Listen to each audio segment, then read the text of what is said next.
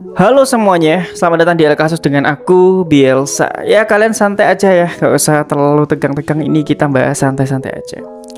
Kalian pernah gak sih kalian itu ngerasa cuma dianggap mesin ATM berjalan gitu, tinggal tarik keluar duit seenaknya.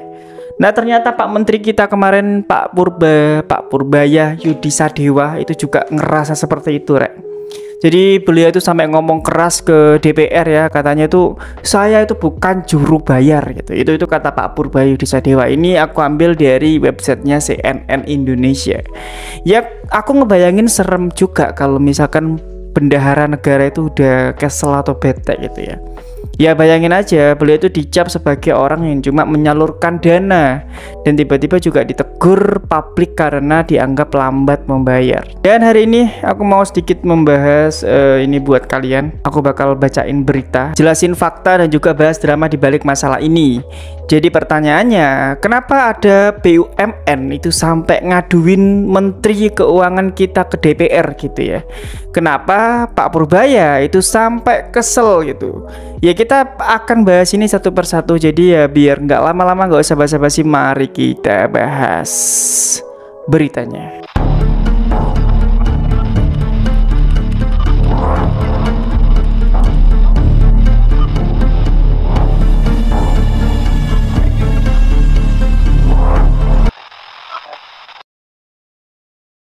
Ya sebelum kita ke poinnya ya, kita harus tahu latar belakangnya dulu gitu ya. Jadi gini ya teman-teman ya, beberapa BUMN itu merasa pembayaran kompensasinya dan subsidi dari pemerintah itu agak lambat karena mereka itu merasa dirugikan dan mereka itu membawa masalah ini ke DPR. Tujuannya ya sebenarnya cukup sederhana, berharap ada tekanan supaya uangnya itu cepat cair. Nah, disinilah muncul drama. Pak Purbaya itu merasa bahwa ini tuh nggak adil sama sekali gitu loh. Jadi beliau itu bilang, kok saya diperlakukan kayak juru bayar aja gitu. Padahal kan ini bukan sekedar soal pencet tombol transfer gitu ya.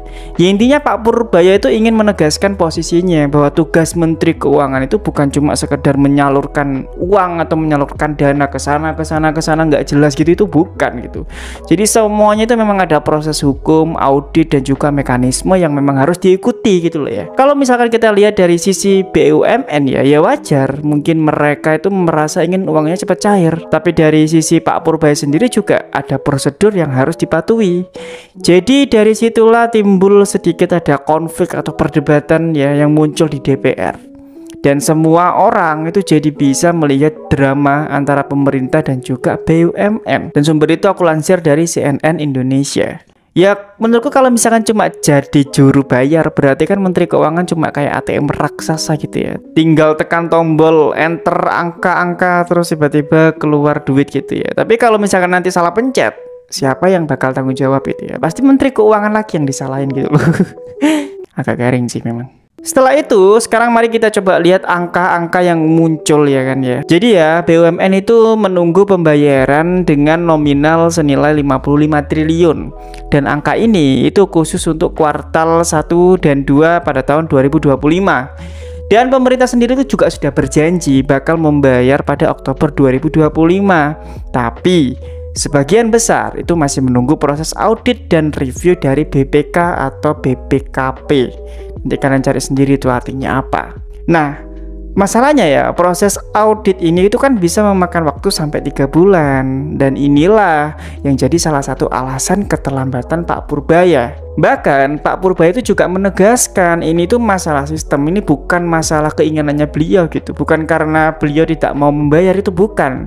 Ya kalau misalkan dibayangkan secara sederhana ya 55 triliun itu kan kalau misalkan dibikin apa jenenge uang kertas 100 ribuan itu mungkin bisa dipakai bikin jembatan kertas mungkin ya. Enggak masuk akal sih emang sebenarnya. Ya intinya seperti itulah. Jadinya kayak Pak Purbaya juga bingung, ini kan bukan salah Pak Purbayanya tapi ini dari sistemnya gitu loh ya. Terus dari sanalah timbul pertanyaan, kenapa Pak Purbaya itu sampai kesel banget gitu sama BUMN gitu ya. Dan di sini ada beberapa alasannya. Yang pertama, karena beliau itu merasa diposisikan salah, seolah-olah tugas Kemenkyu itu hanya ngasih duit. Padahal faktanya memang harus dipastikan ya dananya itu sah secara hukum dan juga sudah diaudit. Ya aku di sini itu mendukung Pak Purbaya ya, karena memang ngeluarin duit segitu banyak kan nggak mudah ya.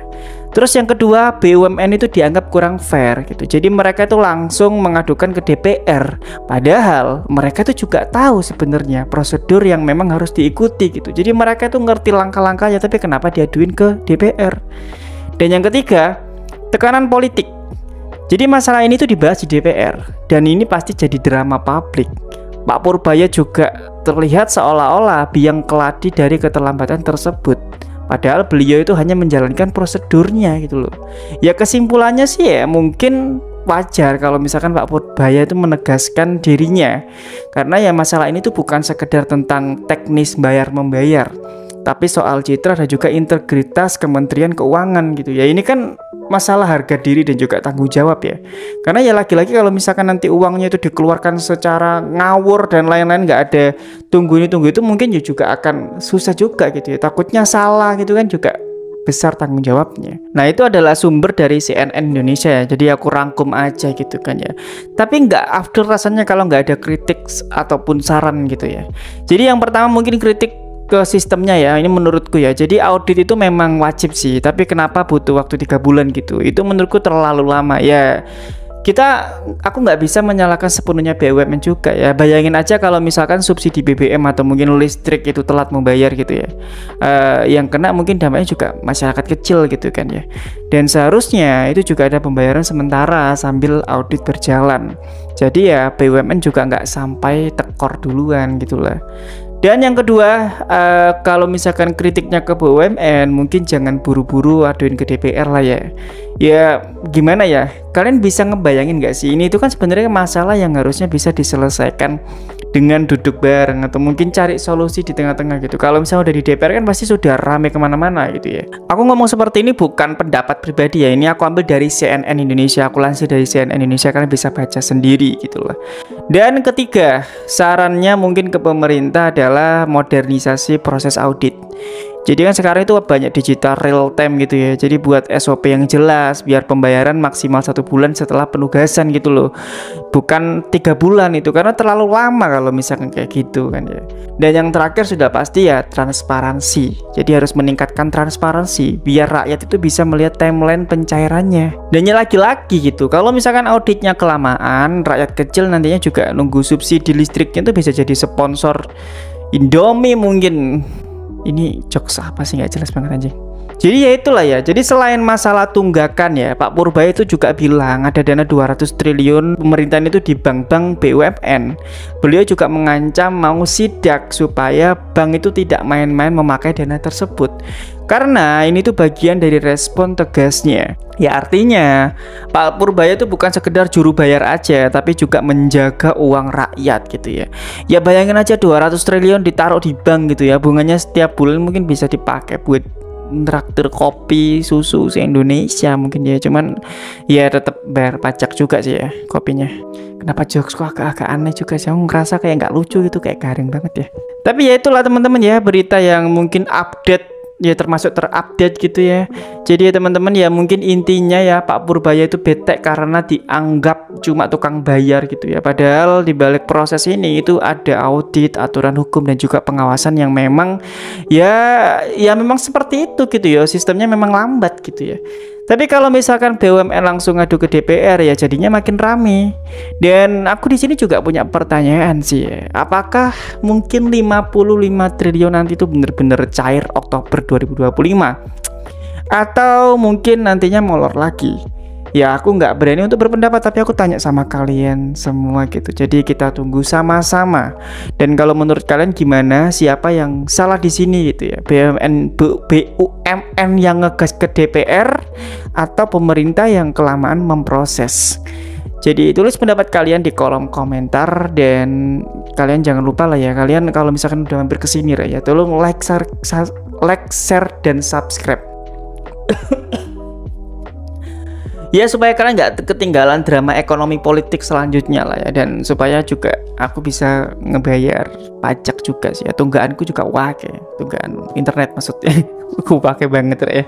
Jadi ya wis lah, tolong share aja video ini kalau misalnya kalian suka. Kalau kalian nggak suka, kalian bom aja komentarnya, nggak apa-apa sih. Aku sangat-sangat terbuka karena ini bener-bener fresh banget aku. Karena sebelumnya itu kayak aku terlalu banyak apa yo terlalu serius ngono lah. Jadi aku ngerasa kok nggak asik ngono. Dan ini aku perlu belajar untuk pelan-pelan ngebaca berita, tapi ya wis secara santai ngono ae lah. Jadi kalau misalkan ada yang kurang-kurang apa-apa silakan kalian komentar gitu. Aku sangat terbuka banget dengan saran dan kritik kalian. Ya, terima kasih, selamat datang. Sampai jumpa lagi di LK selanjutnya dan bye bye. Jangan lupa makan, Rek. Gak jelas banget anjing.